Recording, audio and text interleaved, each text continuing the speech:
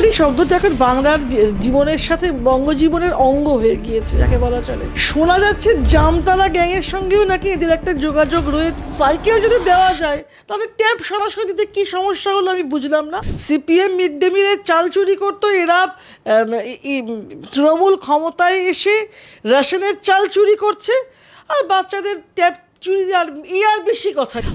আমি যতদিন এই সরকার রয়েছে আমি কোনো উন্নতির আশা দেখি না। আর সুকান্ত মজুমদার আমি 101 তার সাথে সহমত জানিয়ে বলছি যে হ্যাঁ, তাদের সত্যি ওই হাওয়াই চটি স্টেপ লাগানোই তাদের লাগানো উচিত।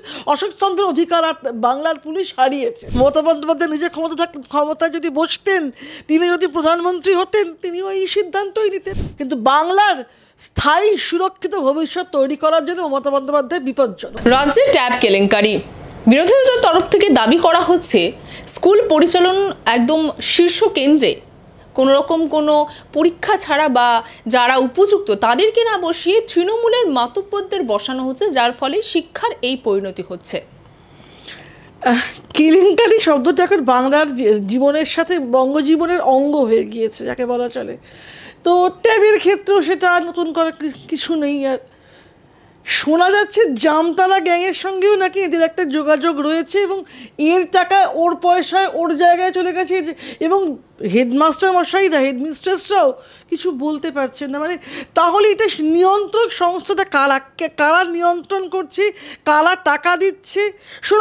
তার টাকা এইভাবে না পাঠিয়ে সরাসরি ট্যাব কিনে দেওয়া হয়।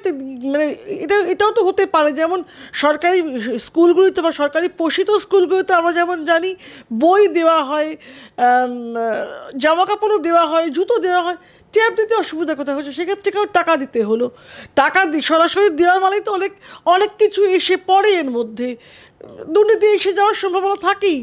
তো সাইকেল যদি দেওয়া যায় তাহলে ট্যাব সরাসরি দিতে কী সমস্যা হলো আমি বুঝলাম না। যদি সরাসরি ট্যাব দিতেন আজকে এই এত সমস্যার সৃষ্টি হতো না। আর ওই যে বললাম, যে কোনো ক্ষেত্রে তৃণমূল তার নিয়ন্ত্রণ রাখতে গিয়ে মাথায় একজন তৃণমূল নেতাকে বসাবেই, আর তারা চুরি চামারি যা করার অভ্যাসবশত করবে। এটা এখন নিত্যকালের আইস্য বলে বাংলাদেশের ভাষায়, নিত্যকালের আইস্য বাংলা রাখে। এটাকে আমাদেরকে মেনে নিয়ে বাস্তব এবং এটাই বাংলা এবং বাঙালির দুর্ভাগ্য ধরে নিয়ে এগোতে হবে। তবে তাই বলে দ্বাদশের পড়ুয়াদের টাকা নিয়ে এটা করতে হবে, কারণ ইতিমধ্যে আমরা জানি যে 4 জনকে গ্রেফতার করা হয়েছে এবং তাদের প্রত্যেকেরই নিজস্ব সাইবার ক্যাফে রয়েছে। এখনও তদন্ত চলছে, এখনও প্রকাশ্যে আসেনি ঠিক কারা রয়েছে। কিন্তু যেমনটা আপনি বললেন যে একদম প্রধান শিক্ষকের বিরুদ্ধে অভিযোগ রয়েছে। আমি তো সেইটাই বললাম যে বাচ্চাদের, আমরা এর আগে শুনতাম মিড ডে মিল চুরি করতো সিপিএম মিড ডে মিলের চাল চুরি করতো, এরা তৃণমূল ক্ষমতায় এসে রেশনের চাল চুরি করছে, আর বাচ্চাদের ট্যাব চুরি আর বেশি কথা কি? এ তো হতেই পারে। যে রাজ্যে মিড ডে মিলের চাল চুরি হয় সে রাজ্যে সরকারের দেওয়া ট্যাবও চুরি হতেই পারে। চুরির মধ্যে এখন আর বিস্ময় লুকিয়ে সত্যি নেই, এটাই স্বাভাবিক বলে বাংলার মানুষ ভোট দিচ্ছে হই হই করে। যেমন নেতারা চুরি করবেই এবং এটাই স্বাভাবিক, এটাই ঘটে, এটাই হয়েছে। এর কোনো পরিবর্তন যে কিভাবে হবে আর এর যে কি কোন দিকে দিশা আমার সত্যি জানা নেই। আর তবে বাংলার শিক্ষা পোর্টালটি এতটাই দুর্বল যে এত সহজে সেটি হ্যাক হয়ে গেল। নিশ্চয়ই তাই, সব কিছুই তো দুর্বল। কোনটা হ্যাক হচ্ছে না? হ্যাক শব্দটা একটা প্রযুক্তিগত শব্দ, এই ক্ষেত্রে ব্যবহার, শিক্ষা পোর্টাল তাই ব্যবহার করা যাচ্ছে। কোনো একটা দিক আছে কি যেখানে বাংলা দুর্নীতি মুক্ত, দুর্নীতি নেই, যেখানে স্বচ্ছতা আছে। যে মুখ্যমন্ত্রী নিজের নামের পাশে সততার প্রতীক লিখেছিলেন, তিনি নিজেই যখন সঠতার প্রতীক, তো বাংলা এবং বাঙালির থাকলো কি? অতএব সব ক্ষেত্রেই দুর্নীতি, এবং দুর্নীতি ভবিতব্য, দুর্নীতি বাস্তব। কেউ চাকরির জন্য বসে আছে, কেউ থ্রেট কালচারের বিরুদ্ধাচরণ করতে রাস্তায় বসে আছে, কেউ বলছে আমি আমার ন্যায্য টাকা, চাকরির ওপর যে ন্যায্য ডিএনএস অ্যালাউন্স পাওয়ার কথা তার দাবিতে রাস্তায় বসে আছে। সবাই রাস্তায় বসে আছে এবং রাস্তা স্তব্ধ হয়ে যাচ্ছে। বাঙালি এগোচ্ছে না, বাংলা এগোচ্ছে না।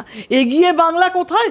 রাস্তায় বসিয়ে রাখাতে এগিয়ে, দাবি আদায়ে জন্য রাস্তা বসিয়ে থাকাতে এগিয়ে বাংলা। প্রতিটি ক্ষেত্রে আজকেও কালকেও একটি বাচ্চা মারা গেছে নিউ টাউন অঞ্চলে, রেফার নাকি বন্ধ হবে বলেছিল, বন্ধ করার জন্য এত বড় অরাজনৈতিক আন্দোলন করলো, তারপরেও কাল একটা বাচ্চা মারা গেল, দুটো সরকারি হাসপাতাল থেকে তাকে বলেছে যে এখানে এই পরিকাঠামো নেই, এবং পুলিশও নাকি 15 মিনিট দাঁড়িয়ে দেখেছে অ্যাক্সিডেন্টের পরে। তো এই হচ্ছে তো বাংলার অবস্থা। সেই রাজ্যের আর কী উন্নতি হবে? আমি যতদিন এই সরকার রয়েছে আমি কোনো উন্নতির আশা দেখি না। শুধুমাত্র ট্যাব কেলেঙ্কারি না, ইতিমধ্যে সামনে আসছে, আমরা জানি যে বিরোধী দলনেতা শুভেন্দু অধিকারী তিনি বলেছেন এবং তথ্য দিয়ে বলেছেন যে বাংলায় যে হাসপাতাল এবং কলেজগুলিতে সিসিটিভি বসানো হচ্ছে সেই সিসিটিভি বসানোতেও কাটমানি নিচ্ছে তৃণমূল কংগ্রেস। তৃণমূল কংগ্রেস কাটমানি নেয়নি, এইটা হচ্ছে খবর। তৃণমূল কংগ্রেস কাটমানি নিয়েছে এইটা আর কোনো খবরই না, এবং তৃণমূল কংগ্রেস একটা কাজ করেছে, কাটমানি নেয়নি, এইটা যদি খবর হয় তাহলে সেটা পড়া যায়। 3.5 লক্ষ টাকা, হাজার টাকা লেগেছে নাকি, 3.5 লক্ষ টাকা লেগেছে একটা সিসিটিভি বসাতে। আমি জানি না, আমার বাড়ির নিচে সিসিটিভি বসেছিল না, অত টাকা লাগেনি, আমরা জানি ওরকম টাকা লাগেও না। কোথাও 1.5 লক্ষ, কোথাও সর্বোচ্চ সিলিং এখন পর্যন্ত পাওয়া গেছে যা তথ্যের ভিত্তিতে 3.5 লক্ষ টাকা। ওরে সর্বনাশ! এ তো পুরো সিসিটিভি দিয়ে পুরো হাসপাতালটাকে ভরে দেওয়া, সাজিয়ে দেওয়া যায় এত এত টাকা দিয়ে। ওই যে বললাম, চুরি, দুর্নীতি, অশিক্ষা, অসভ্যতা, প্রবঞ্চনা, ক্ষতি, এগুলি এখন বাঙালির অভিধানের সবচেয়ে লাল দাগ দেওয়া শব্দ। গরিমা, অস্মিতা, রুচি সমস্ত হারিয়ে যেতে বসেছে। আচ্ছা, একটু অন্য প্রসঙ্গে যাব। ইতিমধ্যে যেটা জানা যাচ্ছে যে রাজ্যে আল কায়দা যোগ, এনআইএ হানা এবার বঙ্গীয় এবং সঙ্গে রাজ্য পুলিশের স্পেশাল টাস্ক ফোর্সও রয়েছে। কিন্তু রাজনৈতিক বিশ্লেষকরা তারা যেটা বলছে যে বাংলাদেশ থেকে তারা বাংলার মাধ্যমে আমাদের রাজ্যে এসে গোটা ভারতে ছড়িয়ে যাচ্ছে, এবং তাহলে বাংলাটা কি এবার ট্রেসপাসের একটি জায়গায় এসে দাঁড়িয়েছে? হ্যাঁ, তো নয়। আমি দুটো উদাহরণ দিই। আজকের বাংলাদেশ তো একটা টার্ময়েলের মধ্যে আছে। এই টার্ময়েলের আগে, টার্ময়েল ঘটার মাস 2-3 আগে ওই দেশের একজন এমপিকে আমাদের রাজ্যে নিয়ে এসে কচুকাটা করা গিয়েছিল, কারণ ওই দেশে তখনও যে আইন ছিল তারা এই কাজটা করার জন্য সেফ বলে মনে করেনি। তারা মনে করেছিল বাংলাদেশের এমপিকে পশ্চিমবঙ্গে এসে কচুকাটা করলে কেউ ধরবে না। আরও একটা উদাহরণ মনে করাই, পাঞ্জাব থেকে একটা, আজ থেকে বছর 1.5-2 মতো আগে পাঞ্জাব থেকে একটি আততায়ী পালিয়ে এসেছিল পশ্চিমবঙ্গে, এসে রাজারঘাটে ফ্ল্যাট ভাড়া নিয়েছিল। পাঞ্জাব পুলিশ যখন তাকে ধরতে এসছে, বাংলার পুলিশ তখন জানতে পেরেছে। এই হচ্ছে বাংলা সুরক্ষা, বাঙালির সুরক্ষার এইটা হচ্ছে নিদর্শন। যে পুলিশ ইউনিফর্ম পরে তৃণমূলের মঞ্চে বসে ব্যাচ লাগিয়ে বসে থাকে, তাদের অ্যাকচুয়ালি আর অশোক স্তম্ভ পড়ার সত্যি অধিকার নেই। তারা সত্যি যেন ওই জুতোর হাওয়াই চটি লাগানো স্ট্যাম্পই আর কি ব্যাচ লাগিয়ে যেন তারা বসেন, তাদের আর অশোক স্তম্ভ পড়ার সত্যি অধিকার নেই। যা বলেছেন সুকান্ত মজুমদার, আমি 101 তার সাথে সহমত জানিয়ে বলছি যে হ্যাঁ, তাদের সত্যি ওই হাওয়াই চটি স্ট্যাম্প লাগানোই তাদের লাগানো উচিত। অশোক স্তম্ভের অধিকার আর বাংলার পুলিশ হারিয়েছে। কিন্তু তৃণমূলের তরফ থেকে দাবি করা হচ্ছে যে অন্য দেশ থেকে যদি এ দেশে আসে সীমানা তো কেন্দ্রীয় সরকার আমলে, তাহলে সেটা অমিত শাহের ব্যর্থতা। সেটা এই রাজ্যে আসার পরে সেটা রাজ্যের উপর পড়ছে, কিন্তু রাজ্যে ঢুকলো কিভাবে সেটা তো অমিত শাহের ব্যর্থতা। এটা তৃণমূলের তরফ থেকে দাবি। হ্যাঁ, তৃণমূল এই কথা বলতেই পারে। সীমানার ক্ষেত্রে যে কিভাবে অনুপ্রবেশ ঘটে, আমরা এটা আজকের সমস্যা নয়। মমতা বন্দ্যোপাধ্যায় এই অনুপ্রবেশের বিরুদ্ধেই কাগজ ছুঁড়ে দিয়ে এসছেন স্পিকারের গায়ে, আমরা জানি। তাহলে উনি আসার পরে এই যে ব্যবস্থাটা যেটা ছিল তার পরিবর্তন আমরা দেখলাম না কেন? এই এনআরই, তাহলে এটার জন্যই তো এনআরসি বা যে সিএ আইন। তাহলে মমতা বন্দ্যোপাধ্যায় যে সমস্যায় নিজেই জর্জরিত, ওর রাজ্যে আসছে, তাহলে ওনার তো সবচেয়ে বেশি সাপোর্ট দেওয়া উচিত ছিল কেন্দ্রীয় সরকারের ওই আইনকে, যে না, আমার রাজ্যে হলে আমি বেঁচে যাব। তা তো হচ্ছে না। যদি যদি ঢুকেও পড়ছে ধরে নিচ্ছি ব্যর্থ, আমি আমি কয়েক মিনিটের জন্য ধরে নিচ্ছি যে হাইপোথেটিক্যালি ধরে নিচ্ছি যে এটা বিএসএফ এর ব্যর্থতা, তাহলে এই রাজ্যে ঢুকে পড়ার পরে তৃণমূলের এমএলএ এমপিরা কেন তাদেরকে ভোটার কার্ড বা আধার কার্ড বা রেশন কার্ড এগুলো ইস্যু করতে সাহায্য করছে? এগুলো তো সাধারণ মানুষ এমনি এমনি পায় না। তাহলে এইটা কেন, তাহলে তারা এই সাহায্যটা কেন করছে? তারা কেন পেপারস চাইছে না? কাগজ নেই দিখায়েঙ্গে, তাহলে কেন বলছেন তারা? এ তো মমতা বন্দ্যোপাধ্যায় তো এটা বলেছিলেন। তাহলে আসলে দ্বিচারিতা হচ্ছে ওইটার মধ্যে। এখানে এইটাই এই রাজ্যের সমস্যা হচ্ছে, আজকের সমস্যা মমতার নিজের দেখিয়ে দেওয়া সমস্যা। এখন নিজের ভোটের সুবিধার জন্য, এদেরকে ভোটার বানানোর সুবিধার জন্য আজকে এই বিরোধিতা করছে, মিথ্যাচার করছেন। এই জন্যই বলেছেন আমি সততার প্রতীক না, সঠতার প্রতীক। আচ্ছা, একটা শেষ প্রশ্ন করবো যে শুভেন্দু অধিকারী আরও একটি দাবি করেছেন যে বাম আমলে এ রাজ্যে ঋণ ছিল 2 লক্ষ কোটি টাকা এবং তৃণমূল আমলে তা হয়েছে 7 লক্ষ কোটি টাকা। রাজ্যটাকে ধ্বংসর মুখে রয়েছে মমতা বন্দ্যোপাধ্যায়, এই বিষয় নিয়ে কী বলবেন? মাথা পিছু ছিল 2,08,000 কোটি টাকা ছিল যখন 2011 সালে, 2 লক্ষ একজনের মাথার ওপর ছিল। তো এখন 7,000। তাহলে ভেবে দেখতে হবে যে আমরা কোথায় এসে দাঁড়িয়েছি। পরবর্তী প্রজন্ম শিক্ষা ব্যবস্থায় মেতেই সে শিক্ষক রাস্তায়, স্কুল ড্রপ আউটের সংখ্যা বাড়তে স্কুল সরকার প্রসূত স্কুলগুলি বন্ধ হয়ে যাচ্ছে। যারা বেসরকারি ক্ষেত্রে পড়াতে পারছেন তারা পারছেন, না পারলে পড়াশোনা বন্ধ। অন্যান্য যে সরকারি বিষয়গুলি সেগুলি শেষ।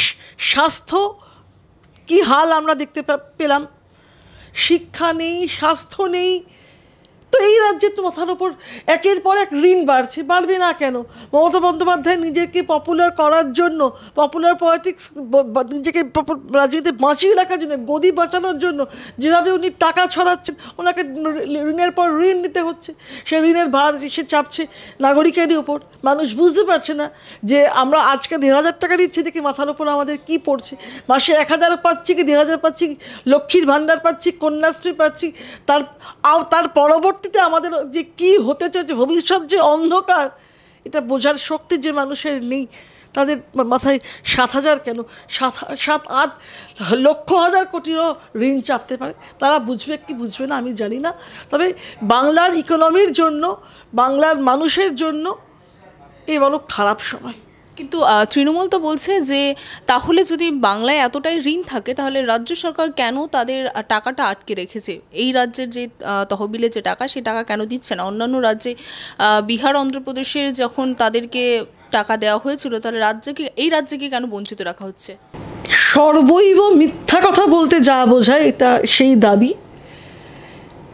ঠিক যে প্রজেক্টের সঠিক পেপারস ওরা জমা করতে পারেননি, যে কোনো সরকারি প্রজেক্টে আমরা সবাই জানি ওয়ার্ক ইন প্রগ্রেস যখন চলতে থাকে তখন ফার্স্ট লটের টাকা কতটা ইউটিলাইজেশন হয়েছে, সেই ইউটিলাইজেশনটা সার্টিফিকেট যতক্ষণ না জমা করা হয় সেকেন্ড লটের টাকা আসে না। যে কোনো প্রজেক্টের ক্ষেত্রে এটা সবাই জানি। এনআরইজির ক্ষেত্রে বা 100 দিনের ক্ষেত্রে আমরা জানি যেখানে ভুয়ো নাম পাওয়া গিয়েছে, যে কাজ হয়নি তার সেই কাজেরও পেপার জমা করা হচ্ছে। যখন খুঁজে দেখতে যাওয়া গেছে যে কাজটা কতদূর হয়েছে, তার কোনো সন্ধানই খুঁজে পাওয়া যায়নি। আবাসের ক্ষেত্রে দুর্নীতি যে চলছে, নিজেরাই তার ব্যবস্থা করছে। এখন আমরা দেখতে পাচ্ছি বহুজন আবাসের যাদের বাড়ি আছে তারা পায়নি, যাদের বাড়ি নেই যথার্থ যাদের পাওয়ার কথা জন্য এই যোজনা সরকারে, তাদের নাম বাদ দিয়ে তৃণমূল কীভাবে টাকা লুটেছে এটাও আমরা দেখেছি। এবার আমি জানাবো কোন কোন খাতে কী টাকা এসেছে।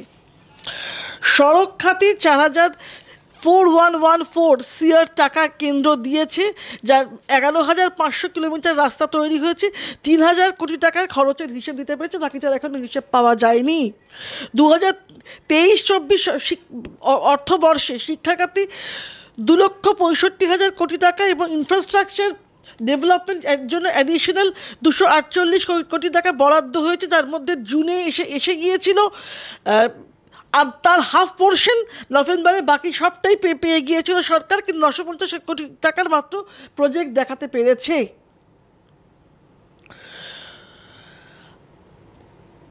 এবার আসছে মিড ডে মিলে 638 কোটি এবং সর্বশিক্ষা মিশনের 537 কোটি টাকা রাজ্য পেয়েছে। এরকম আরও অনেক আছে আরও অনেক ক্ষেত্রে যে প্রজেক্টে ঠিকঠাক পেপার জমা করতে পেরেছে, যে প্রজেক্ট ঠিক করে ভদ্রভাবে চুরি চামারি না করে চালাতে পেরেছে, সেসব ক্ষেত্রে টাকা পেয়েছে। যেখানে পায়নি, যেখানে পেপার ঠিক মতো পেপারসে গরমিল হয়েছে, সেখানে নিশ্চয়ই সরকার টাকা দেবে না। মমতা বন্দ্যোপাধ্যায় নিজের ক্ষমতায় যদি বসতেন, তিনি যদি প্রধানমন্ত্রী হতেন, তিনিও এই সিদ্ধান্তই নিতেন। এবার এই সব আমরা টাকা পাচ্ছি না, আমরা দুঃখের মধ্যে জীবন কাটাচ্ছি, তার মধ্যে মানুষের ভালো করছি, আমরা মানুষের জন্য জীবন দিচ্ছি, এই সব বলে বাংলার গরিব খেটে খাওয়া মানুষকে বোকা বানানো যায়, বোকা বানিয়ে বারংবার ভোটে জেতা যায়। কিন্তু বাংলার স্থায়ী সুরক্ষিত ভবিষ্যৎ তৈরি করার জন্য মমতা বন্দ্যোপাধ্যায় বিপজ্জনক। বাংলা হান্টের আরও খবর দেখতে নজর রাখুন। বাংলা খবর মানেই বাংলা হান্ট।